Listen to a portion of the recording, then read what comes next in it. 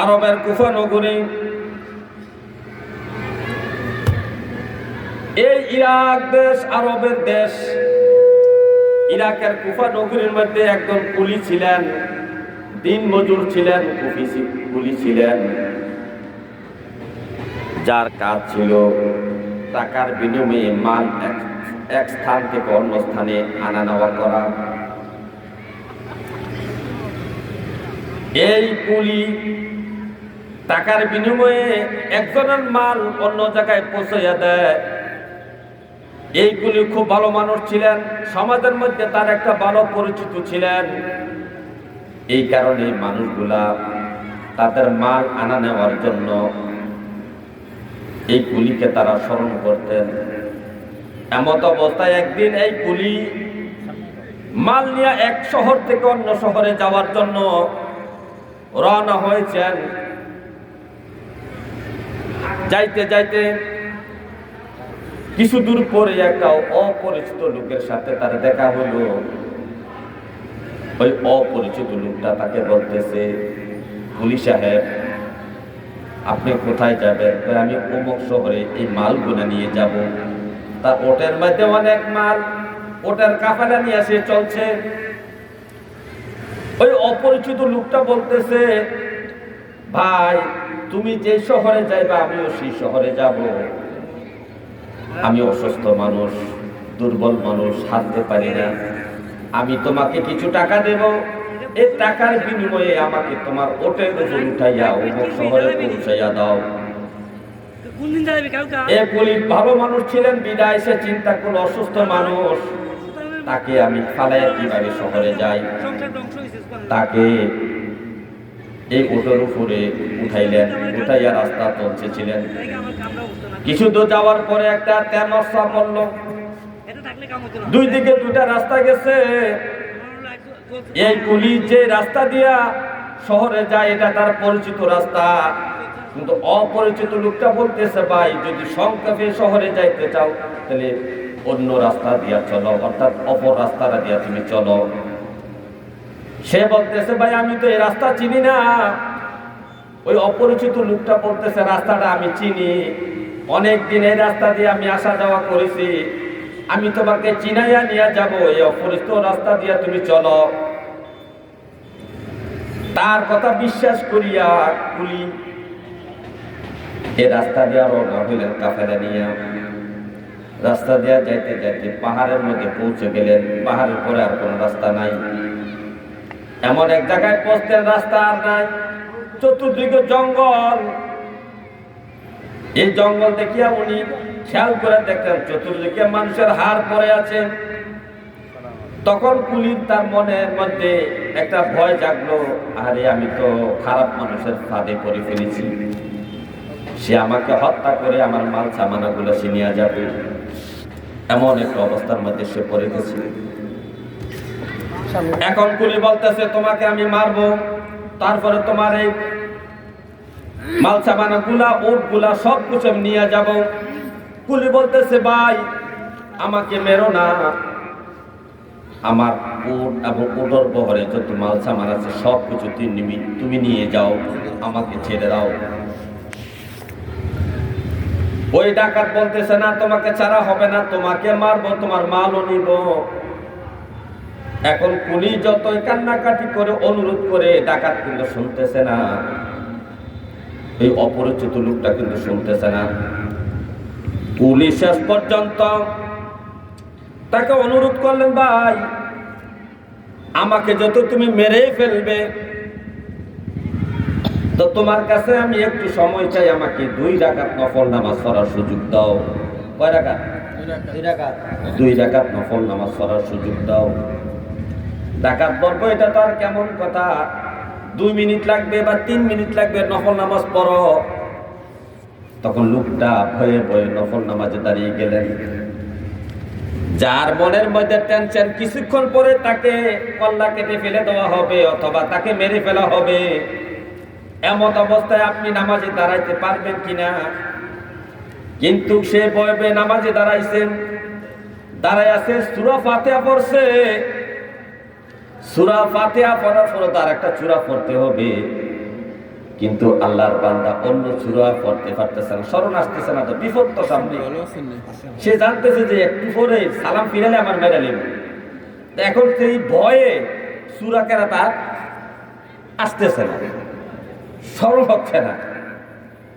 এখন কি করবে সে? সব ভুলে গেছে, ডরে ভয়ে সূরা কেরাত গুলো তো নাস ফালাক আলাম তারা কোনো সূরা তোর মনে আসতেছে না, সব ভুলে গেছে। হঠাৎ করে তার মুখ দিয়ে অজান্তে একটা কোরআনের আয়াত জবান দিয়ে বাইর হয়ে গেল। কি বাজিল? আম্মা ইয়াজিবুল মুত্তারা ইজা দাহু ওয়া ইয়াকফিসু আম্মা ইয়াজিবুল মুত্তারা ইজা দাহু ওয়া ইয়াকফিসু। আমরা যেটা এই খতমে বদনের মধ্যে পড়ি, ঠিক না? খতমে সেফা রিয়া খতমে বদনের মধ্যে, খতমে খাজাখানার মধ্যে আমরা এই দোয়াটা পড়ি। সেহাতি বদন খতমের মধ্যে আমরা এই দোয়াটা বেশি বেশি পড়ি। এই দোয়াটা উনি বারবার তেলাওয়াত করতেছে, আর অন্য কোন সূরা কেরাত তার মনে আসতেছে না। এই দোয়াটা সে বারবার পড়তেছে। আর এই দোয়ার অর্থ হইল, যখন বান্দা বিপদগ্রস্ত হয়ে যায়, এই বিপদগ্রস্ত অবস্থায় যখন আল্লাহ তাআলাকে ডাকে, তখন আল্লাহ তাআলা তার ডাকে সাড়া দিয়ে থাকেন। জোরে জোরে বলেন সুবহানাল্লাহ। এই আয়াতটা সে পড়তেছে বারবার। এক রাকাত পরে দ্বিতীয় রাকাতে আবার চেষ্টা করতেছেন সূরা ফাতিহার পর অন্য একটা সূরা পড়ার, কিন্তু মনে আসতেছে না। জানা সূরাও তার মুখে আসতেছে না। পড়া শোনা জানা শোনা সব সূরাগুলো সে বলে গেছে, আবার এই আয়াতটা সে পড়তেছে বারবার দ্বিতীয় রাকাতে। এদিক দিয়ে আর ডাকাত ব্যক্তি অপরিচিত ব্যক্তি বলতেছে, এ মিয়া তাড়াতাড়ি নামাজ সারো, আমার সাথে ধোঁকাবাজি কইরা না, নামাজ সারো, তোমাকে মারবো, তোমার মাল সামানা সব নিয়ে যাব। সকলকে তাড়াতাড়ি ওই ডাকাতের কথা শুনে রুকু সাজদা করে আত্তাহিয়াতু করে সালাম ফিরাইলেন। সালাম ফিরানোর সাথে সাথে তিনি লক্ষ্য করে দেখলেন একটা ঘোড়ার উপরে একটা সৈনিক লোহার টুপি পরিধান করে তরবারে হাতে নিয়ে সামনে হাজির হয়ে গেছে। সুবহানাল্লাহ। এই সৈনিক ঘোড়ার উপরে চড়ে লোহার টুপি মাথায় পরে তরবারে হাতে নিয়ে হাজির হয়ে গেছে। হাজির হয়ে একটা কূপ দিয়ে ডাকাতকে হত্যা করলেন।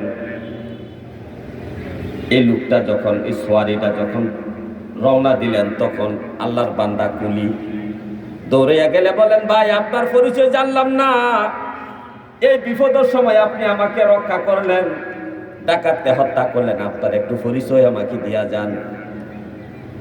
তখন আল্লাহ বলতেছে, আপনি কি দোয়া পড়ছিলেন?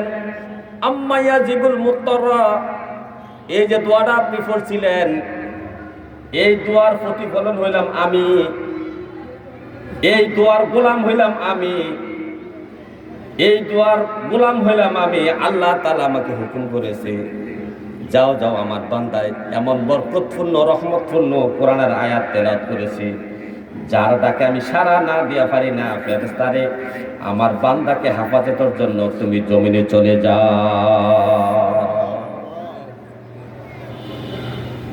এই দোয়ার বিনিময়ে সে রক্ষা পেয়ে গেল। তো মূলত রক্ষা পেয়েছি 2 রাকাত নামাজের দ্বারা। কিসের দ্বারা? বিপদে পড়লে নামাজ পড়ে। আব্দুর রহমান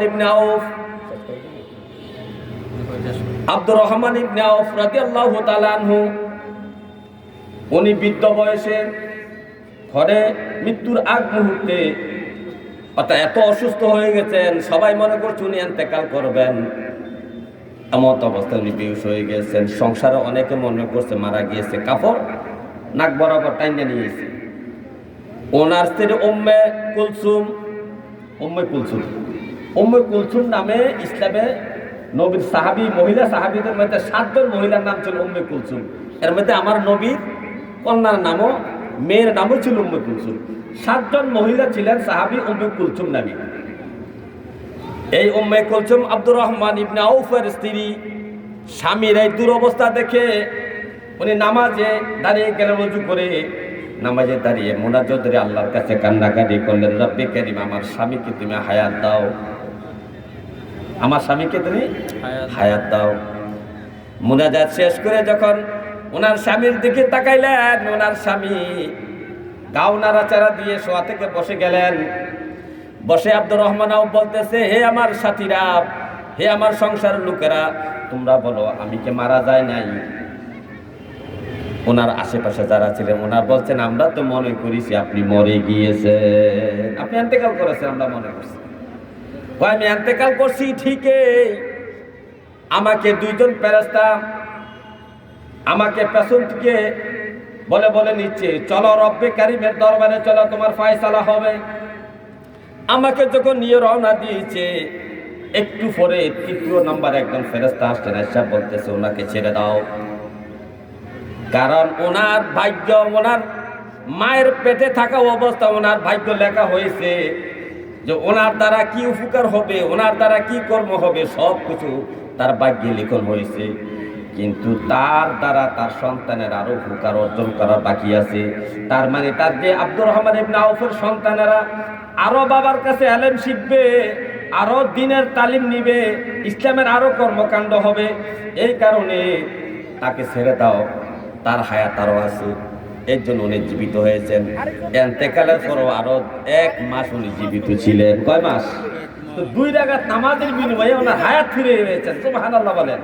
এই জন্য আমাদেরকে বেশি বেশি নামাজ পড়া দরকার। কি বলেন? আমাদের নামাজ পড়া দরকার না? বেশি বেশি নামাজ পড়বেন। আর অসুস্থ অজুহাতে নামাজ ছাড়বেন না। অসুস্থ অজুহাতে নামাজ ছাড়বেন, অসুস্থ হয়েছে তো নামাজ পড়বেন। এই নামাজের বিনিময়ে যত নবীজি বলছে নামাজের মধ্যে রোগের শেফা আছে, এই জন্য নামাজ পড়বেন, দেখবেন রোগ ভালো হয়ে যাবে। আল্লাহ তাআলা সবাইকে আমল করার তৌফিক দান।